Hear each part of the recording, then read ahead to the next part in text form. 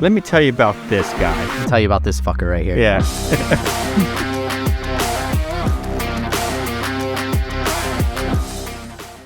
So, being transparent, Mike and I didn't know what to talk about. Well, there's some things on my mind. Like, I was curious about these last days out here and you chomping at the bit to get the hell out. So how's your day? How was it there today? Good.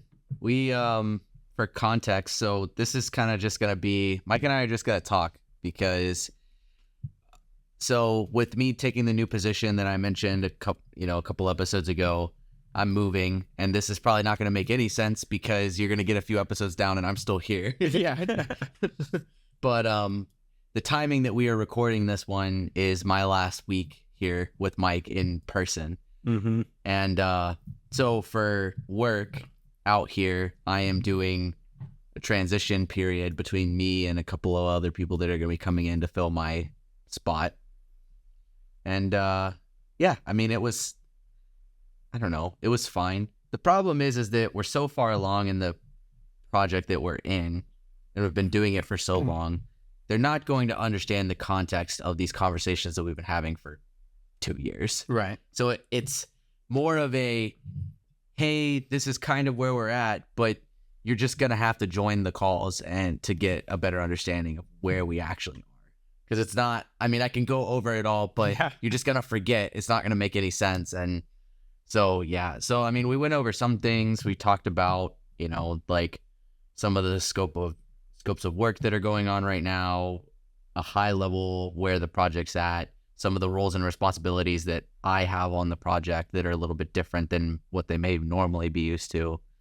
But other than that, honestly, our plan is they're going to be coming over to the project for the next few days while I'm still here to just meet with me and us and kind of get a sense of where everything's at and what's going on. And then next week when I'm remote, they'll just join the calls and just get familiar with who all the people are and what's going on over the calls. But I mean, other than that, I don't really have a whole lot to hand over to them other than like, good luck, suckers. Sucks to suck. All I've got for turnovers. Best wishes, dude. Yeah, exactly. I'm also trying to get them, which they seem to be picking up on it fine, but they're starting to kind of like see emails and answer questions and things like that, which is honestly my biggest part. Is I just want it to be a simple transition. Like I was helping, now these are the guys that are helping. They're attached to all the emails. This is who you need to go to for assistance if you need any. So your backup is already gone, and then you're going to be gone. So now it's going to be like this new guy and your backup's backup that's taking over. Sure. Yeah, it's going to be just two, completely new people to the project. So, yeah, I mean, luckily, their boss on the other projects that they're on is our boss. So there's that, like, common ground there. Right. And our boss may not know every single detail, but he knows roughly where the project's at and what's going on and things like that. So it's not like they'll be completely out of the loop when they join. But obviously he's over all three of them. So he just won't be able to devote all the attention needed on 09. Yeah. I was thinking it's like, the things that you like approve and that kind of stuff. Yeah, and we've been going over that stuff. I've already gotten with some of the project team on like adding them into those processes to make sure that like they're good with the flow. And I basically created a document for them that goes over everything high level of the project, key contacts, key processes that I do and that I'm a part of, and approvals and all of that stuff that they're going to have to now be a part of. So, I think it'll be fine. There's not actually much of that left on the project. We're down to just the last few things. So I'm hoping by the time I leave next week that it'll either be none at all or there'll be very little that they actually have to do when it comes to that. So I have most of my friends are younger than me. They're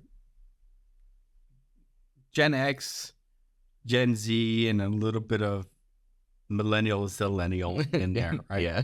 Right on the cusp of millennial. What I've seen with like the people in your age brackets in my circle, it is more of a resentment towards their employer. I'm not being paid as much as I think I should be paid. Therefore, you're getting minimum work. I'm not giving you any extra effort. And there's the attitude of, if you died, they'd replace you within a week. So, you know, you're not that valuable to them. And so I see you making these efforts to make sure information is transferred and that kind of thing. So what do you see what I'm seeing in your friend group?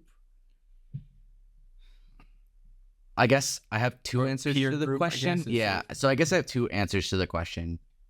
So I have, my friend group is a little bit diverse in their age ranges, but we'll talk about just like the younger ones, like people my age, because I think that makes the most sense to your question. My friend group is diverse in where they're at in life and what kind of work they're doing.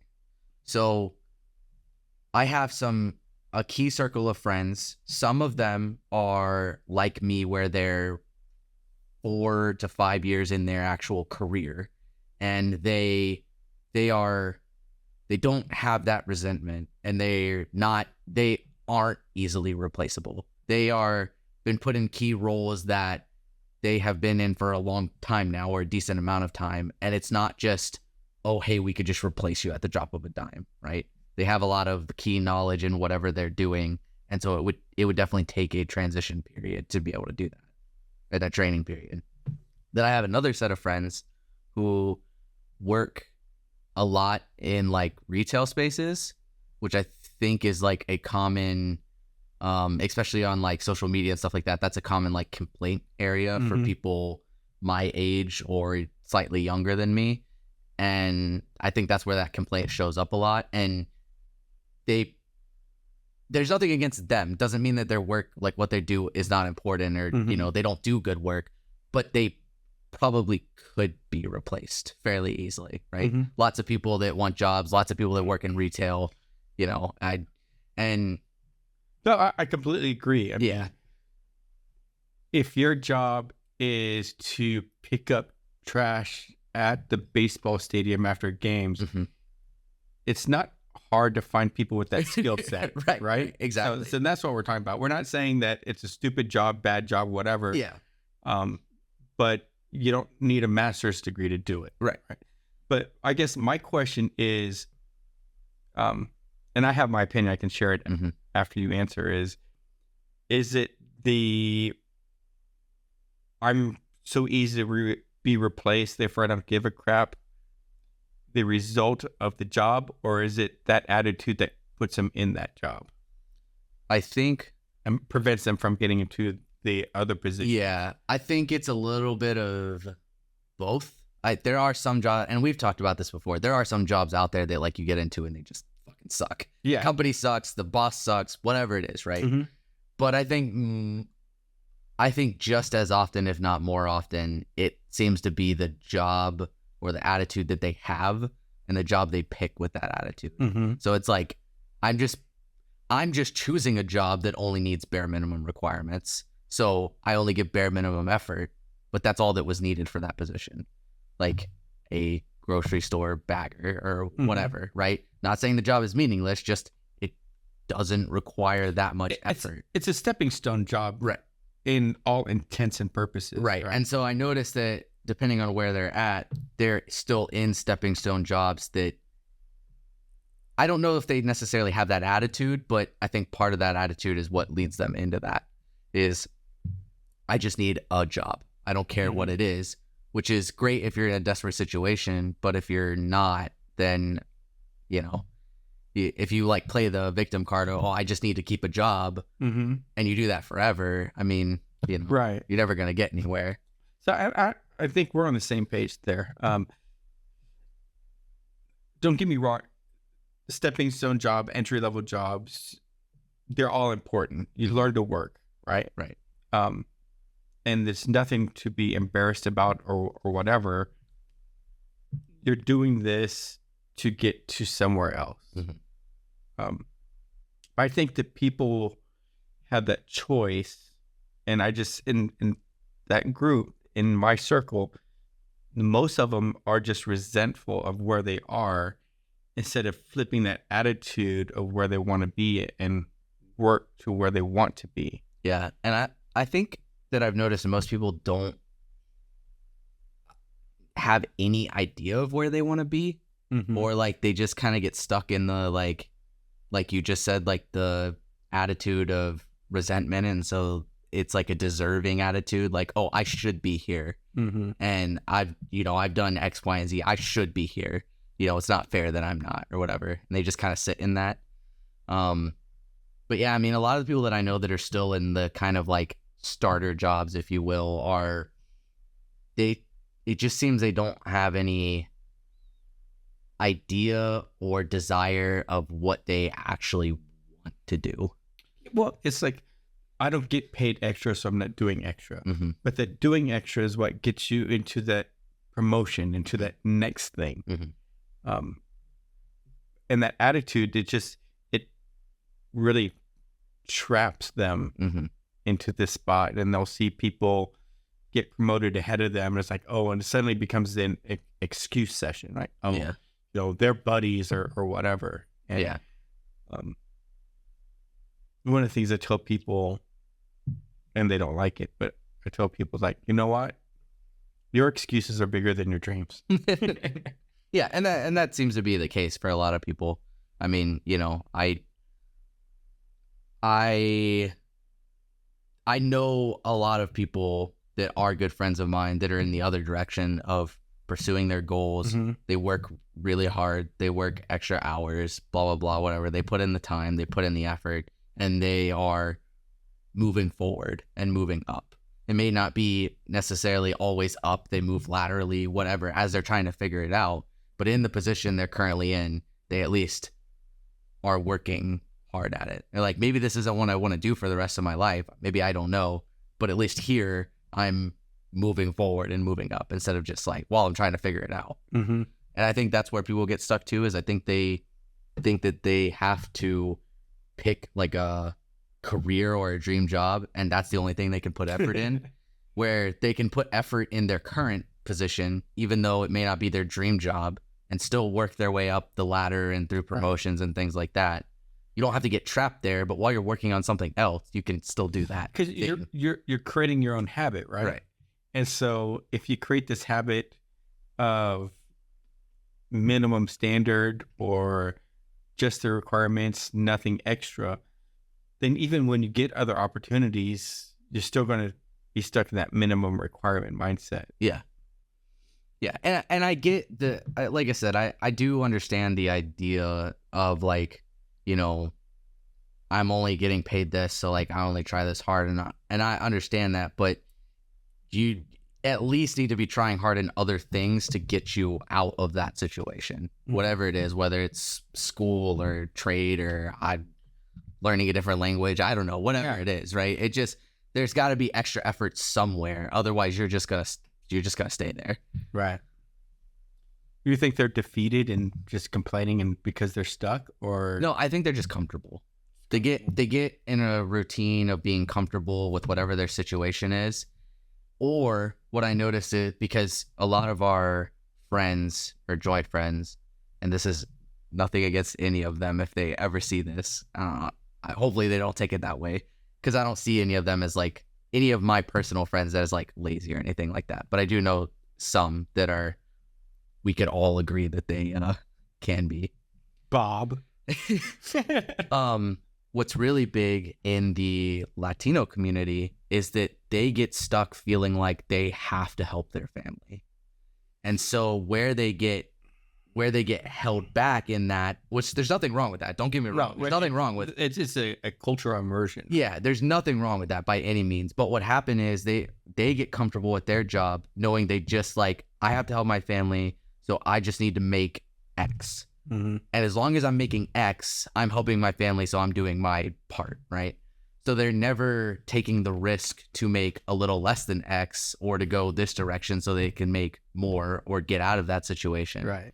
And so they're just constantly, it's just a loop of like, I'm just making X so that I can support my family. I don't have any money now, so I'm just like sitting in that circle. And that part, I think, holds them back. And unfortunately, that's culturally, that's really big in that community. And normally everybody would be participating Mm-hmm. in the right family social, Right. so that you're all gaining wealth and slowly progressing. But in a lot of them, it's like, well, 6 of my brothers and sisters are doing drugs and drinking alcohol, or they're not. They're all really young. And my mom is a single mom by choice, essentially. And she's doing drugs and drinking alcohol. So now I feel obligated to support. But I'm not a mother, nor am I in a job that a mother should have. And So that cultural norm is tough to break. yeah. And that's not, I shouldn't say Latino community. That's a lot of communities, Oh, yeah. honestly, outside of Western culture. That's Mhm. pretty common in a lot of, like, outside of Western culture. That's a pretty common. Well, you see it inside Western culture too. Mm-hmm. It's unfortunate because it's like they see that the child is taking care of the parent, Mm-hmm. right? And that's backwards. Mm-hmm. And the child can do it for so long, and they've been raised and nurtured by this mother, father, and so they're going to fall into helping, right? But what happens is you get stuck in this short-sightedness where help has to be immediate. Mm-hmm. You can't sacrifice $1 today to get $2 tomorrow, Right. and then that's where you get stuck, Right. You get trapped. And that's where I see a lot of those people that are stuck right now, because I have a lot of friends in those communities and in those cultures, and that's where I see that they're stuck. And it's like, and the worst part about it is that even if, like, let's say I went in and like help them, right? Like, okay, I'm gonna break this circle. Here's $300, right? That keeps you from paycheck to paycheck, and like I break the circle. Well, then that just goes back to their family, and then the circle continues, right? It gets wasted on whatever or used on whatever, and then it's like, well, all right, there goes that. Yeah. But if you're bringing home money and giving it to the drug addict, and they're just using it on drugs, you're actually part of the problem. Yeah, I know. But that's where that comfort and like family obligation comes from, where that I think people get stuck in. Is they're just comfortable, and like a lot of Gen Z and like early millennials, maybe all of them, but like early millennials, they're not thinking about anything past a year from now. So there's no forethought into like, wait, if I want to like not work until I'm 90 years old and drop dead, I have to do X, Y, and Z. There's no forethought whatsoever. Right. So and that's something that I really think like that they missed out on the education, either from parents or obviously we talked about the school system or whatever. And then their own failings, like they just do not think about anything past a year or two. So Gabby and I have really, we all had always kind of like thought about it and in the back of my mind, but my wife and I really just started like planning for that. And I wouldn't say it's like late, but it's in my head. I'm like, oh yeah, that's something I could have thought about like 4 years ago, right? When I first started, but it was only thinking about like what's in the next year. Mm-hmm. And so we've really started hard and like playing catch up on that planning and like thought. But that's something that most people don't think about, either because they don't want to think about them or others around them dying or needing to reach retirement, or everybody thinks they're going to be young forever until they're not. I'm young. I'm still 26. Yeah. Or people don't think about like, oh, one of our friends had a accident at work, right? People don't think about that too. Like all of a sudden one day you're like, your legs don't work and now you're fucked because you can't do any work. That's a bad day. Yeah. Yeah. And nobody thinks about like, oh, you should like have disability or have disability insurance or like any of those things. Like it costs too much. Yeah. even though I just got supplemental, or I'm getting supplemental disability insurance, and I know what I'm about to say is like a lot to some people, but it's like $40 a month. I pay more than that on subscription services for shows than I do for. I know short-term. I get short-term disability, long-term disability through the employer and that kind of stuff. And I know people are like, "You're never going to use this. You're never going to use this." Right. The money. It's like, I went on short-term disability for a while. Everybody thinks they will not use it, and it was, a godsend because it continued to pay my salary. Right. Exactly. Yeah. I think a lot of companies do a lot of big companies do 60% of your salary. And I'm just going through the process now of basically covering the other 40%. So that if I have a certain lifestyle or whatever, that doesn't necessarily have to fall apart. And with disability, you not only have, your lifestyle or your family's lifestyle, you also have the medical bills that come with that and all of that shit. So I didn't want to be sitting there like, it's like I started my career and I'm getting paid my initial salary, and I don't like. So I was lucky, like my short-term disability covered my paycheck for 6 weeks. And after 6 weeks, it goes to long-term, and long-term only does 60%. Yeah. And so I didn't end up getting into long-term. I came off of short-term, went back to work, and was promptly laid off. Like, first day back, hey, we got 2 checks for you. Sign here and sign here. Yeah, that's the unfortunate part. Like, especially in a trade or construction environment, if you are not a managerial level, that shit is not there for you when you come back. But no, the job was winding down. That they were doing layoffs due to that, and I was part of the layoffs, but I'm sure my lack of availability played into it. Yeah. But I got a nice severance package out What do of you it. mean you're not coming to work with your broken leg? Yeah. So, but I can't complain. Yeah. So people just don't think about it, right? Everybody thinks they're going to live forever and never get hurt and all that fun stuff. So when are you going to have kids? Didn't we talk about this already? I don't know. I'm pretty sure we did. It's like a long time ago if we did. You've had a We've been doing this for a year. Right? See, a long time ago. Well, you're 26. You're not getting any younger. That's true. I'm not getting any older though. This is where I stopped. Probably in the next couple of years. That's the plan right now. Have you guys decided which one of you is going to carry the baby? Yeah, I'm gonna carry. Yep, I'm gonna carry the baby through term. She'll carry the baby after term. Yeah, kind of like seahorses. Do you have a preference of which gender comes first, which sex comes first? I think there's a lot of parents that are like, "Oh, I don't care as long as they're healthy." Fucking bullshit. I think that's total bullshit. You had a preference. You were, of course, happy either way, but you had a preference. I've always wanted a baby girl. That's like I really love the idea of the whole, this is like daddy's little girl, princess. Whatever, princess, right? Yeah. Which I think is a common thing among guys. But yeah, I mean, that's also the other thing is that I grew up around girls. Was raised around just women and didn't have really I had some male figures in my life, but my dad wasn't around, whatever.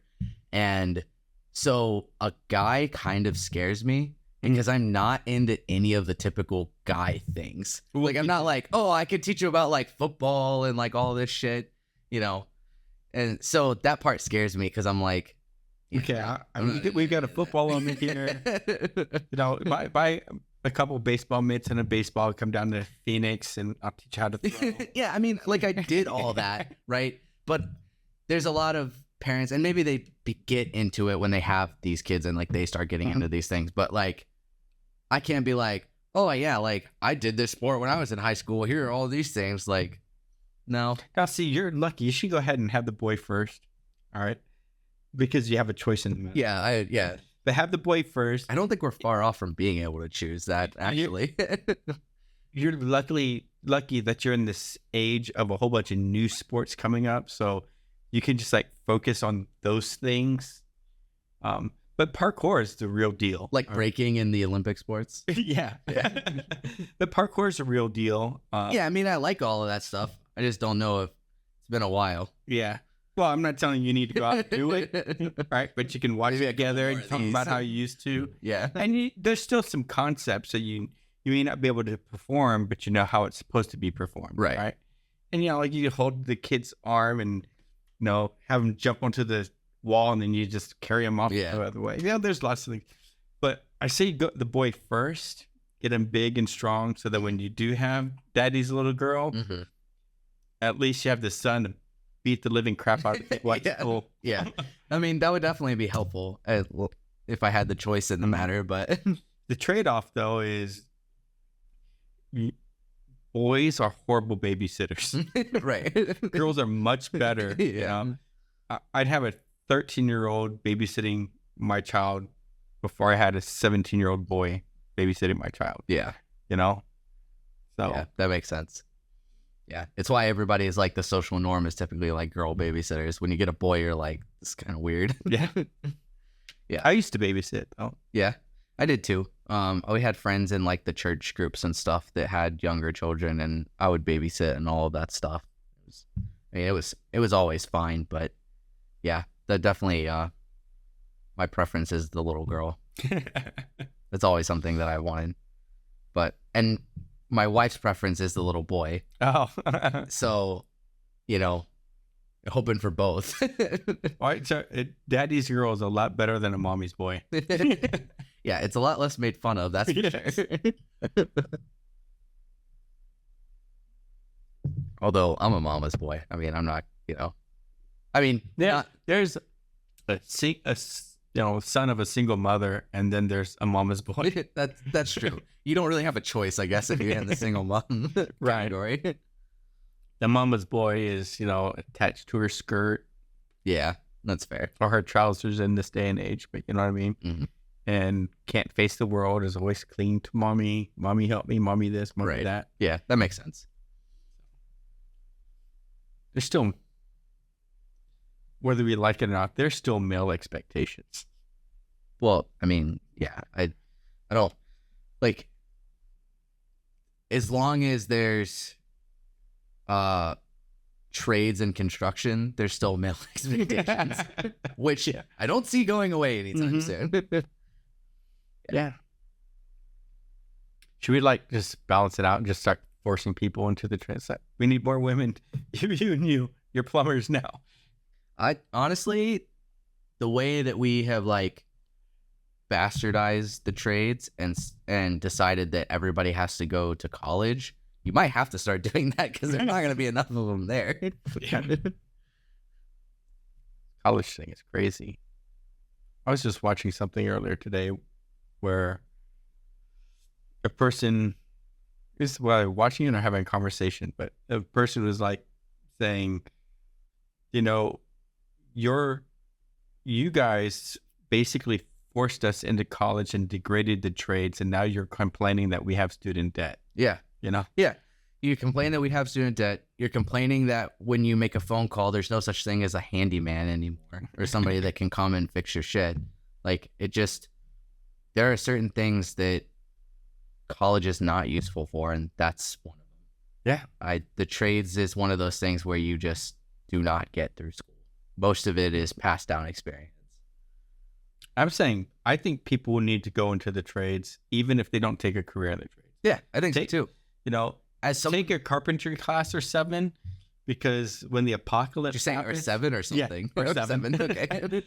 When we enter the dystopian society, you're going to want people who can build shit and hunt shit and cook shit.